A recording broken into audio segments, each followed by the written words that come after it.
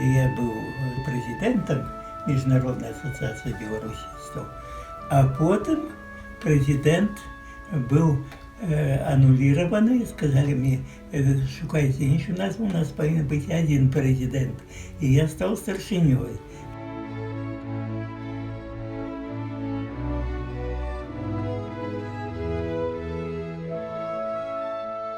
Я ж вельмі колькі разоў шукаў і мясцовыя скарыназнаўцы там усё на Добрай Раде, на Геросис Вілдэс, там на вуліцы Добрай Рады, у гістарычным архіве ўсё. Ой, это было добрыя пошукі ў Вільні, там мы у гасцініцы Нерынга там з Караткевічем жылі. Вот. Много было прыгод і ездили у Каунас, у музей. Кисельов там разом со своей жонкой все доследовал. У Віленскім гістарычным архіве ничего Скарыновского яны не нашли, наколькі я ведаю. Вот, и нам помогал кто?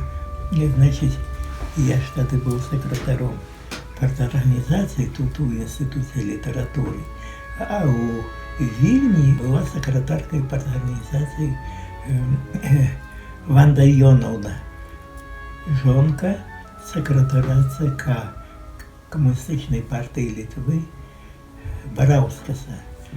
И он дал нам с Короткевичем автобус Цыковский, и мы поехали у Каунас, здесь музей, и нам все милиционеры и так давали.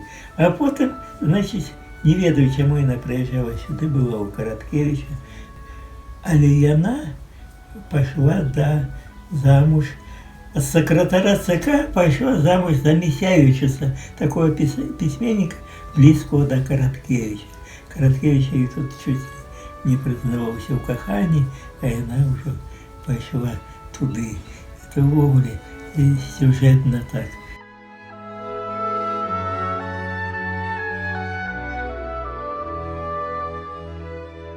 Московиты взяли слово белорусское «господар» и, значит, заробили «государь».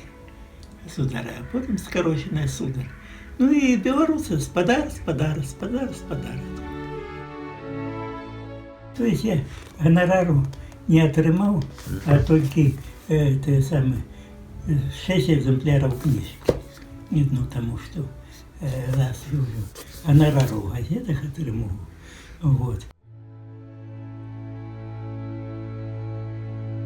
Был некий, значит, концерт ансамбля «Кантабеле» у Союзе письменников, вот тут каля ЦК было. Короткевич поздним на этой концерты, я на старые песни любовные буду выконывать. Оршиш так само, говорит, мои любили этой песни. И они, значит, выконывали польские, русские со сборника 1725 года. И я раптом чую, это белорусские песни. Говорю, Володя, так ты чуешь, белорусские песни, а не русские? А они их объявляли, як русские. Вот. Так скажи им. И вот мы в Перапынку, значит, я уже подходжу и говорю, ты говоришь, белорусские песни. Какие белорусские песни? Я говорю, там, коли я, значит, пытался у Кракове, откуда этот сборник взялся, так, значит, мне сказали, что этот сборник был, так сказать, доставленный переселенцами в Польшу, продаденный просто в библиотеку в Польше, з Остромечева. И мне тут раптом говорят, ты каля Полоцка так само Остромечева есть. Я говорю, так там не могли быть униаты, и на Урате это раз сказали мне что-то с Брещины.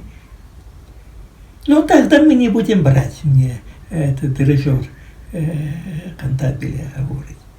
Короткевичу не хочет, как я ему давал. Ай, сходись ты, хай будет Остромечева, каля Полоцка, что тебе шкода там, это что я не буду своим лечить. А каля Полоцка тому нету, тогда еще не было у 17 столетии, коли этот сборник. рабіўся. Там более 70 песняў беларускіх. І яны выпусцілі гэта як полацкі сшытак. Я, конечно, змаладушнічаў, паслухаў Володю Караткевіча, каб гэты ансамбль выконваў.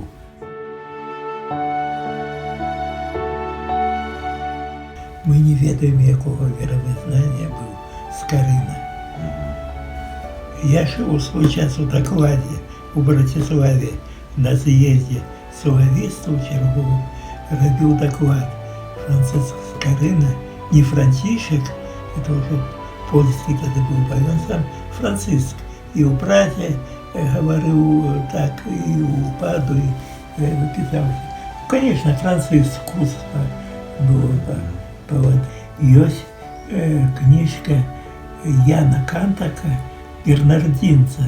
И он писал, что в 1498 году пешу з Вільні прийшли бернардинці у Полоцк і почали відкривати кляштар і будувати костел. І от одним з перших зробила католицький хрост православная сім'я Скаринов. Это надрукавано в книжце Кантака, и я у Братиславе это на з'езді говорил. Вот, и все, так сказать, вздохнули некоторые. О, нарешті мы. Значит, ведаете, что Скарына в 1529 году был на земле белорусской у Остраўцы. Дык там был двор этого самого Гаштальда, який был віленским воеводом и так далее. И это у него было 50 маёнткаў. С 1525 года, когда вышла другая книжка Скарыны у Вильни, апостол, и он же ничего более не выдавал. Я шкодую, что не пропоновал 4 этих самых першадрукаров: Скарыну, Федорова, Василя Чапинского, Симона Будна. Але я тогда еще Скарыном не займался. Я шукал там другий зборник, кто выдал у Познані, значит, кто был Симона Ревка с Подборицева, это самый, ну, Бахушевич. Так третий сборник Бахушевича, скрипочку белорусскую, конфисковали на границе, когда нас так и не дошел. Вот, был конфискованный царскими уладами. Молодая молитва по-литовску. И вот Мальчерки перетворились в Мальдисов. У Вильни была вот реставрация Мальдиса, не ведаете ее все. Литовец, вот, по походчине. По национальности я белорус.